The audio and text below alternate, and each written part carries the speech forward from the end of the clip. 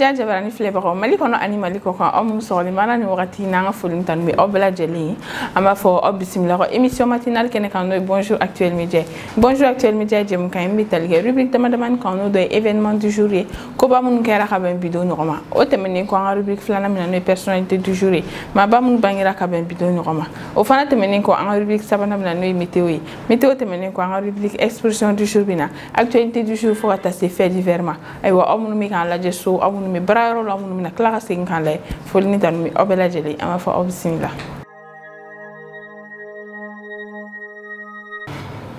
biye arabe joué kalo clé mugan wolum vla samba flan mugan fla folni tan mi ankan ba bela jeli aywa ami bitadam na événement du jour na fo don tawla ko ba mun kera ka ben bidon ngoma le 27 juillet 1694 fondation de la Banque d'Angleterre. Angleterre Banque fondée à Cabin Bidon, le 27 juillet 1694. Autrement, le 27 juillet 1884, le divorce est rétabli en France. Divorce c'est en France. Au Cabin Bidon, le 27 juillet 1884. Au fin le 27 juillet 1985, le président Milton Obote est renversé en Ouganda. Ouganda condamne Milton Obote, le Ouganda président, est allé renverser la pouvoir la Cabin Bidon, le 27 juillet 1985. Le 27 juillet 2003, élection législative au Cambodge. Élection législative qui era au Cambodge, le 27 juillet 2003. Le 27 juillet 2008, élection législative au Cambodge, le 27 juillet 2008. Nous événement du jour et OTS est là pour tous vos besoins en matériel électronique et électroménager. Événement du jour, temeni ko kabini c'est la rubrique flana mano et personnalité du jour. Ma ba munu bangera kaben bido nyoma. Ambo damne ni Enrique Granadossier, compositeur et pianiste espagnol. Enrique bangera le 27 juillet 1867. Allez temeni ko kabino Eugène McCown. Eugène est peintre, pianiste et auteur américain, figure des années folles. Eugène Bangera le 27 juillet 1898.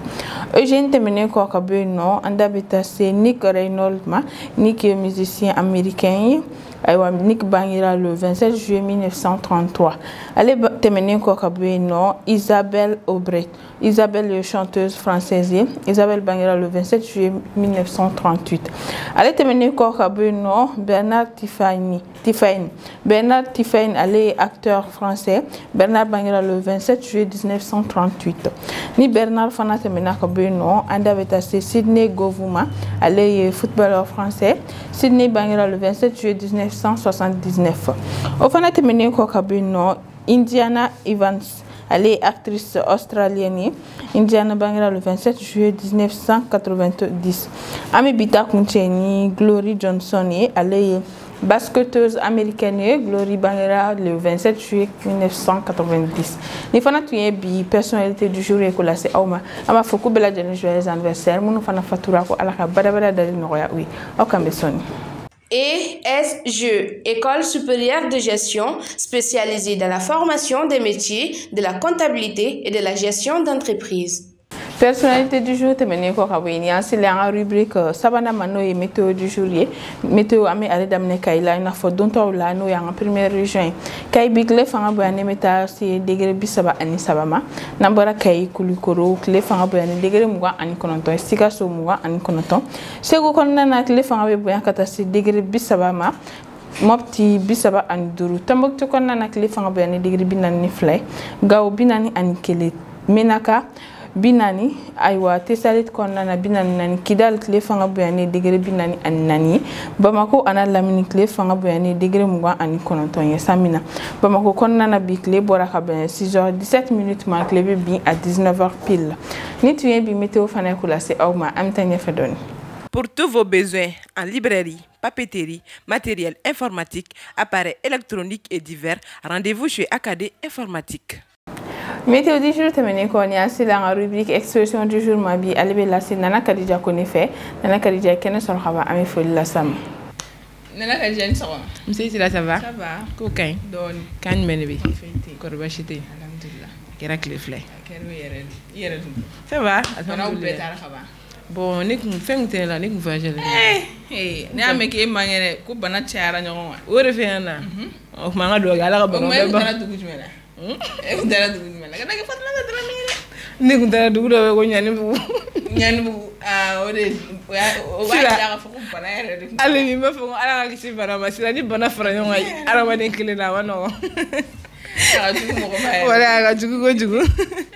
Ok ayiwa folikan jumɛn b'i bolo ko lase an filɛlibagaw ma bi ani exposition jumɛn bɛ k'o ɲɛfɔ an ye. Ayiwa sira o diyara n ye kosɛbɛ komi n y'a f'i ɲɛna cogo min na yɔni ka an filɛlibagaw fo an bɛ foli kɛrɛnkɛrɛn ka di i yɛrɛ ma an b'i fo i ka timinandiya ani ka cɛsiri la donc n'o tɛmɛna ka bɔ yen an bɛ filɛlibaga cɛman ni musoman bɛɛ lajɛlen fo Mali kɔnɔ Mali kɔkan fo o sigiyɔrɔ la n y'a f'i ɲɛna cogo min na n'i y'a mɛn ɲɔgɔn na émission kɛla tɛ mɔgɔ de b'i bolo mɔgɔ min b'i ka fɛnw commenter o partage kɛ wa o tɛ se ka kɛ belebelebadon ye donc u sara tɛ an bolo cogo si la an b'a f'u ɲɛna ko u bisimila bonjour Actuel Media plateau kan kɛrɛnkɛrɛnnenya la rubrique expression du jour kɛnɛ kan. O diyara n ye kosɛbɛ foli belebeleba i yɛrɛ ta ye donc i bɛ se k'i da don expression du jour la ko ɲɛfɔ an ye. Ayiwa Fatumata Dramé ɲumana sira n'i ka diɲɛ bɛ da don expression du jour la ne ka bi expression du jour fɔlɔ o tɛ dɔwɛrɛ ye o de ye ko l'argent ne fait pas le bonheur.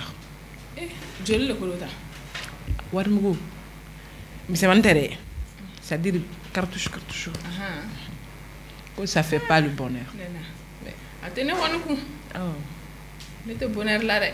A bɛ se ka kɛ ne y'a sɔrɔ ne bɛ kɛ bonheur la. Écoute yan. Ne kɔni y'a sɔrɔ ne bɛ. Mais sisan ne bɛ te k'a mɛn mɔgɔw da kɔnɔ ko wari ni Ala ye wari di ma k'a b'a n'a kungo di ma i sɔn n'o fana ma. Mais n'a t'i kun kungo t'i da la. Kungo b'i da la parce que au moins wari b'i kun n'a t'i kun voilà kungo b'i kunna mais n'a t'i kunna kungo mɔɔrelen don parce que mɔgɔw b'a fɔ cogo min na ko bana bɛ bana la k'ala tɛ sɔn a da fantan yɛrɛ kan kuma tɛ gɛlɛya a bɛ gɛlɛya a tɛ sɔn k'o ɲɛsin fantan dɔw ma mais ni wari dɔw b'i kunna i b'a dɔn dɔw yɛrɛ bɛ yen dɔw yɛrɛ tɛ lafiya u ka waritigiya la a mɔgɔw ka ca bɛɛ n'i ka ko kɛcogo dɔw ka wari u bɛ lafiya la mais dɔw ta u tɛ lafiya parce que u ka wari na o na ni kungo bɛ na donc o wari sugu a bɛ fɔ de ma ko l'argent ne fait pas le bonheur donc ni kɔrɔ tɛ dɔwɛrɛ ko être riche ne suffit pas être heureux comme y'a f'i ɲɛna cogo min na l'argent ne fait pas tout. A bɛ se ka kɛ yɛrɛ wari bɛ mɔgɔ dɔ kun bɛ bana modèle dɔ b'a la a tɛ se ka furakɛ a condamné don wari tɛ se k'a furakɛ quoi. Ok donc n ye nin expression in ta expression in a tun delila ka kɛ mais n y'a ta ko dɔ de kama donc n bɛ fɛ ka sira tourner k'a ɲɛf'i ɲɛna donc comme an bɛ wariko kuma la n y'a f'i ɲɛna cogo min na an bɛ don min na i ko bi. Fɛn min ye Kante ale kɔni a dusukun kamikamilen don kosɛbɛ ka d'a kan a ka spectacle dɔ kɛra spectacle min ma reçu kosɛbɛ fo a bɔra ka video kɛ a y'a yira fɛnɛ k'a fɔ ko a bɛna comédie yɛrɛ dabila donc k'a bɛna comédie dabila awɔ i kɔni b'a dɔn ni mɔgɔ bɛ i bɛ baara min kɛ i ye baara min kanu depuis ni kuma jan i bɛ k'a kɛ n'a tigi y'a décidé k'a bɛ bɔ o la i b'a dɔn kɔni sûrement o ye fɛn dɔ ye fɛn min y'a vexé kosɛbɛ donc a bɔra o kɔnɔna la a y'a fɔ ko a bɛ comédie dabila ka d'a kan ko dɔw kɛra a la ani mɔgɔ dɔw jɛra olu tilala ka kuma dɔw fɔ mun ma bɛn a ma a dun y'a fɔ a yira bɛɛ la ko ale mana fɛn spectacle kɛ mɔgɔw bolo k'ale bɛ wariba sɔrɔ mais ale bɛ wari tilan a nɔfɛ mɔgɔw bɛɛ lajɛlen la souvent il arrive que ale bɛ wari tilan foyi tɛ to ale yɛrɛ bolo imagine que ale bɛ spectacle kɛ kun ye wari ka sɔrɔ ni wari sɔrɔ la i ka se ka fɛn wɛrɛ kɛ n'a ye mais ni wari sɔrɔ la ale bɛ wari bɛɛ tilan ani a nɔfɛ mɔgɔw la mais o bɛɛ n'a ta olu tilala ka bɔ tuguni ka tila ka dɔw tilala ka vocal dɔw ci mun y'a yira k'a fɔ mun ma bɛn a ma mun y'a yira comme si a tɛ wari di u ma quoi donc o ma bɛn a ma kosɛbɛ donc wariko rancune ma n y'a f'i ɲɛna cogo min na fɛn saba bɛ diɲɛ kɔnɔ ne tɛ sɔn olu rancune ma dɛ wari ye fɔlɔ ye filanan o tɛ dumuni ye sabanan an t'o kɛ musoko ye ale rancune ma ɲi cɛ wo don muso ko rancune ma ɲi dɛ an bɛ foli bila Segu la Segu ka tila k'o yɔrɔ ɲɛfɔ an ye o kun kɔnɔna la an ka foli bɛ an bɛɛ u yɛrɛ y'a donc n'o tɛmɛna ka bɔ yen an bɛ dugawu de kɛ Kante an b'a fɔ ko ala kana kɛ a k'a bila donc an bɛ dugawu de kɛ a ka courage ta ko baara la défaite tɛ ban a mana kɛ cogo o cogo adamaden i bɛ sigi ni nin bɛɛ de ye parce que mɔgɔ i ka entourage mana kɛ cogo o cogo surtout i bɛ mɔgɔ min balo o de ka jugu i ma donc an b'a fɔ ko ala ka a ko lase ala ka jisuma kɛ a fura ye n'o tɛmɛna ka bɔ yen an bɛ taa se expression filanan ma o de ye ko défendre la veuve et l'orphelin. Défendre la veuve et l'orphelin, oui. Ayiwa ale kɔrɔ ye jumɛn ye donc à terme bon a fɔli man di e t'a fɛ o e t'a fɔli fɛ o jumɛn de a fɔ Segu kɛ a fɔ ten sa Segu awɔ a ka ɲi Donc, exception collatérale, que réserver les êtres faibles, c'est consacré à la protection des faibles et des opprimés. Donc, au Korokoni, Mamou, orphelin, veuve. Oui, Moromi Musosa, Moromi Chesara, Musomi Chefatura. Donc, ani orphelin, oui, Moromi Fana. Bangébaro Tayara. Donc, quand on a entendu la Kosoko au Kausa, parce que n'y a pas de bangébaro qu'on a fait, comme la femme Sofana Fembe à Tchaïto comme ça. Donc, nous, au Tayana, Rabom Bolo, Kada Oulum Amanoron, comme Bafto comme Nakoji Sayama, c'est Duni Soroté. Donc, il faut que un haglito Ulula, Kokausa Kosobe. Donc, il y a la photo de Warkadi, ni haglito Ulula. Il y a Warigona, il y a Wakatafe. Donc, nous avons un peu de danser échange sur la française là, quand me guérir échange sur la bamanana. Au fond, il faut que comme moi, mi m'a yé la jelaki comme ma paix, ko otikite bon fili là, on y filite ba. On y filite ba. Ma do no, janate qu'on a ni ko kera do fo, ni jutala, njutala. Chaque fois ni kuma fora le jutala le ya fadeli. Donc ko nya takale ko iba soro otikite bon fili là kuma chi, parce que aba le kuna na le tora fili, là le be fili kek kuma kuma. Ale ba faka le jutala. Donc na fora ko jutala ya fama. Donc ya fama be horombe fa quoi. Donc no fora de fait qu'elle est toujours donc elle est toujours dans l'erreur. Donc Aniko Kera Kumabe Kafogi Jotala Jotala il va faire certes Jotala mais Kaki Barade finalement Robina Foko ko iga ko akanga ataka sege ame angati kanga sege no asoro iga Jotala na jere nuka. Donc au kofe amita session nanama no iba na aflana o de ko ni ejin yala ni ma fin soro ina fin chamando voilà oui doni anduma me ko beto ka fanyena ko yala te mo son ay sigite mo son mais yala ko jugu fana may mais i yala la yala i segena i ma fin soro parce que du yoro réalité o te kili ni tara yoro chamana i bay ka fo mu me enfin non abina fo bama hoya ami fe muni na tara village la o te kili oui tiens ya donc ni ma sey no ite saka y réalité c'est comme ni imata almata village la ni tara sans faire la fait parce que c'est comme si ni bona fa ni tara village la ami saka voilà mo fa ne voyage avion na mo me voyage car là o te sa car alors il no jete kele voilà o te kele parce que ale mana pas sans faire ale be sans faire ko wa yoron kele car be duma ale be yin fa ni donc ale te ça même ko te gele ay donc am saka fa ne mo donc amano depuis ni car depuis ni be do car kono e gele dam ne parce que imagine tu passes des heures et des heures cycler no donc timnangola ndusman wala donc finalement ni tara se fa no kele ni fa do donc ni korote do were ko ni yala la ni ma fin soro iga coach amando donc we doni comme nya fato na mo tisa fa me do e doni do donc ama fon en frère bo ko anga yala na fama onke ala ga yala na fama nyeshi ama na fa na ko ni be da siki ni ga bi eso di jour là ko ni ala ma basiki amenyo sorano juma do ni plateau kelinga ni ala ka jay jaran ko se foli bi babi na Khadija donc amba fo la ikambe juma do na la ka jay ni ala sonama.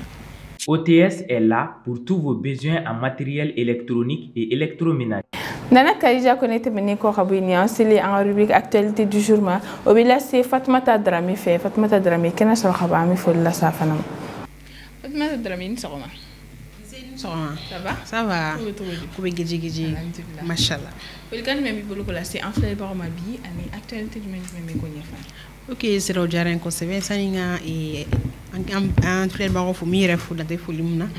ni encourager ni chesiri autant ko fa ma frère ba ko bela jeli fo maliko no ani maliko kan ana yere mo na lu mi en choisi parmi tant d'autres um te c'est une émission aimé ka commenter ka keru ke bele way fulinton mi ka bonya fu sigiro la c'est folie be ba yere tay il c'est qui dado actualité du jour la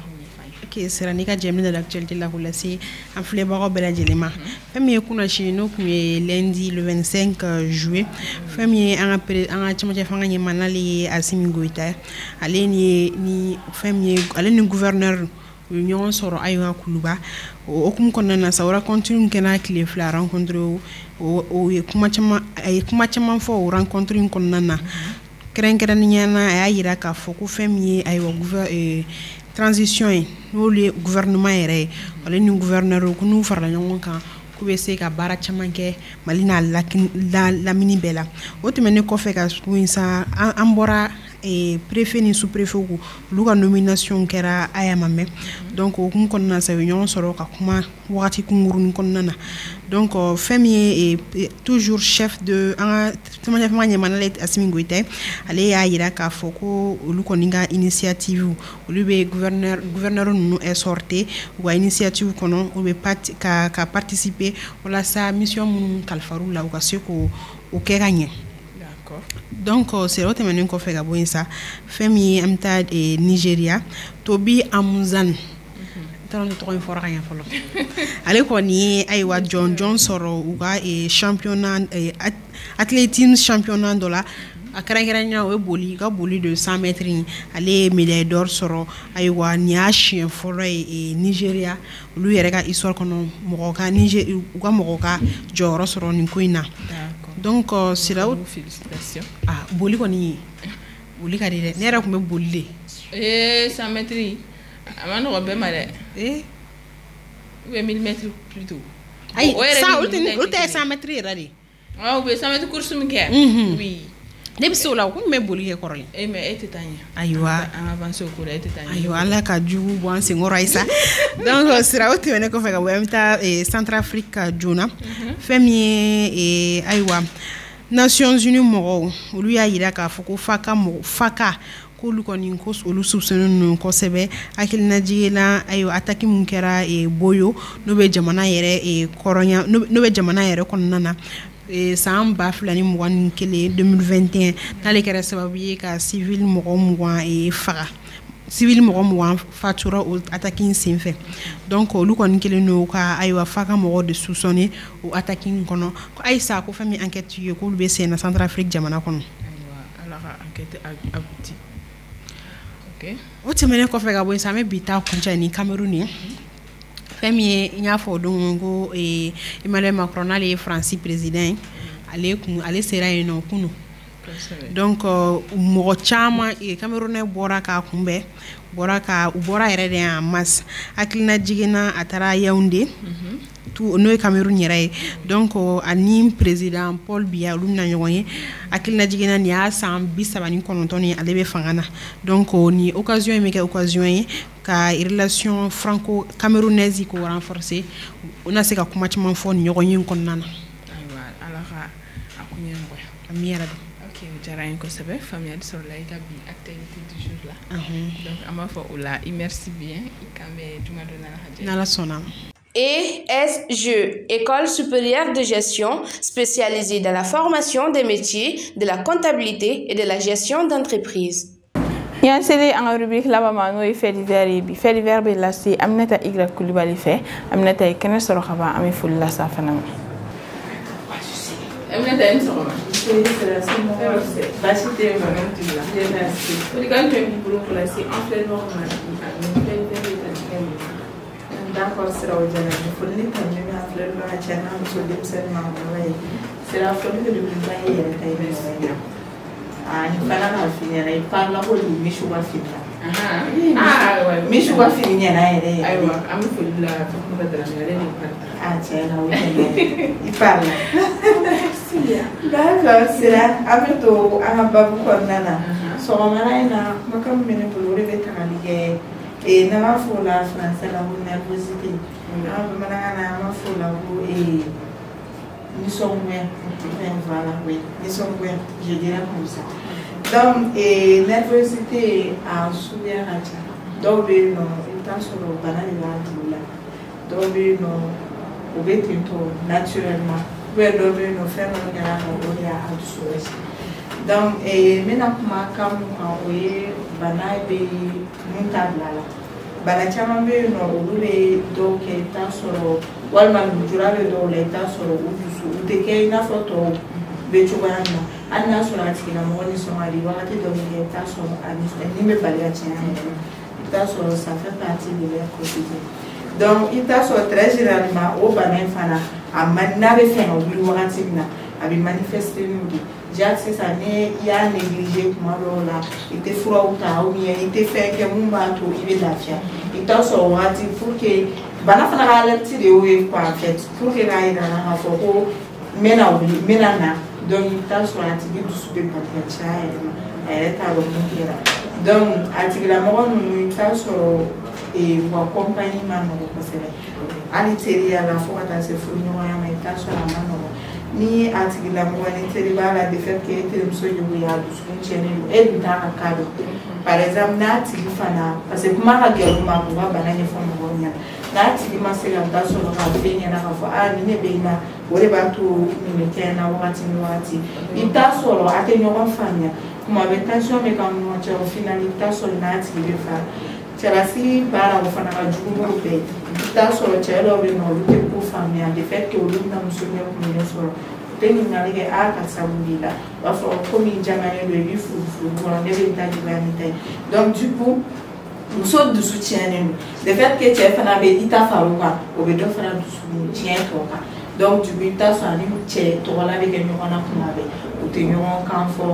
fo a bɛ dégénérer ala k'an kisi o ma i bɛ taa sɔrɔ hali ni duba kɔnɔna don a tɔ minnu bɛ yen nɔ hali ni mɔgɔnin dɔw bɛɛ b'o a fɛ kulonkɛ dabila bɛɛ bɛ siran ɲɛ fan fɛ bɛɛ b'i yɛrɛ minɛ a la parce que a tigilamɔgɔw filɛ u ka kɛlɛ sɔrɔ man bon wa n'u dimina fana u tɛ ko bila joona i bɛ taa sɔrɔ u mana don u ka futinɛ wuli ka di wa a bila man di fana donc i bɛ taa sɔrɔ a ɲɔgɔnna suguya filɛ nin ye bɛɛ bɛ to k'i yɛrɛ minɛ a la n'o dun kɛra a tigi bɛ kɛ en quelque sorte kɛrɛfɛdɛn ye parce que ni mɔgɔw ni tora ka siran k'a fɔ ni gɛrɛla karisa la a bɛna wolo nin na a bɛna wolo nin na bɛɛ b'i yɛrɛ minɛ a tigi la n'o dun kɛra i n'a fɔ n y'a fɔ cogoya min na a bɛ na n'a ye i bɛ taa sɔrɔ i bɛ k'i yɛrɛ i kelen na n'u dun t'olu yɛrɛ kelen na o de ka jugu baara kɔfɔlen ninnu ma de fait que i bɛ to i yɛrɛ la hakilina juguw bɛ na i la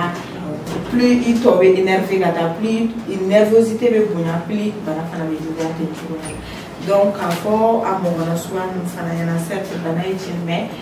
fɛn fɛn bɛ to k'i dusu tiɲɛ i k'i mabɔ en même temps ni fura minnu fana recommandé i fɛ i ka to k'a ta i kana saliya a tali la ni fɛn fɛn bɛ mɔgɔ kɛnɛya i kan ka courage sɔrɔ i ko yɛrɛ de la i kuma ni kuma i ka to ka t'i ka contrôle lajɛ k'a lajɛ si tout est ok ni fɛn bɛ yɔrɔ min na anomalie bɛ yɔrɔ min na docteur yɛrɛ bɛ fura d'i ma walima u bɛ fɛn dɔ k'i la pour que i bɛ se k'i yɛrɛ sɔrɔ a ka kan fana i teri proche ni ɲɔgɔn cɛ ani i furuɲɔgɔnw ni ɲɔgɔn cɛ i ka bana ɲɛfɔ olu ɲɛna pour que olu fana b'a faamuya n'o kɛra i t'a sɔrɔ ko caman bɛ yen nɔ o bɛ bɔ a ma o la hali ni dimina don min na u b'a fɔ karisa ka bana de bɛ fɛ ka wuli donc mɔgɔw b'i faamuya mais ne y'i toro i yɛrɛ kan e tɛ kuma fɔ mɔgɔ ɲɛna donc e bɛ directement k'i dinɛ tigɛ mɔgɔ la ou bien k'i ɲɛ kunbɛn i b'a fɔ mɔgɔ ɲɛna ni ne bɛ k'an bila o la i bɛ taa sɔrɔ préjugé baden bɛ kɛ i jugu bɛ caya e dun e fana ma ɲɛnɛ ala k'an bɛɛ kisi o ma se donc sɔgɔmada in na olu tun bɛ ne bolo ani k'a fɔ o sigiɲɔgɔn ɲɛna surtout furuɲɔgɔn ɲɛna ni i y'a dɔn ko i muso garizigɛlen don nin bana na ou bien ni cɛ garizigɛlen don nin bana sugu ninnu na i ka to ka kuma ni kuma i bɛ gɛrɛ la i bɛ kuma fɛ hali n'a b'i dɔgɔya mais de fait que e bɛ kuma fɛ n'a ye plus tu insistes i b'a ye a fana bɛ mada dɔɔnin dɔɔnin donc fo ka na kɛ o yɛrɛ yɛrɛ remède yɛrɛ fɔlɔ belebeleba ye sɔgɔmada in na sira o de tun bɛ ne bolo ka se bɛɛ lajɛlen sɔrɔ o fana donc an bɛ dugawu kɛ an ka kɛnɛya di bɛɛ lajɛlen ma ka an kisi bana kofɔlen fana donc an b'a f'i ye o la merci beaucoup ala ka jumɛn yɛrɛ la ka di ala sɔnna ma. ESG, École supérieure de gestion spécialisée dans la formation des métiers de la comptabilité et de la gestion d'entreprise.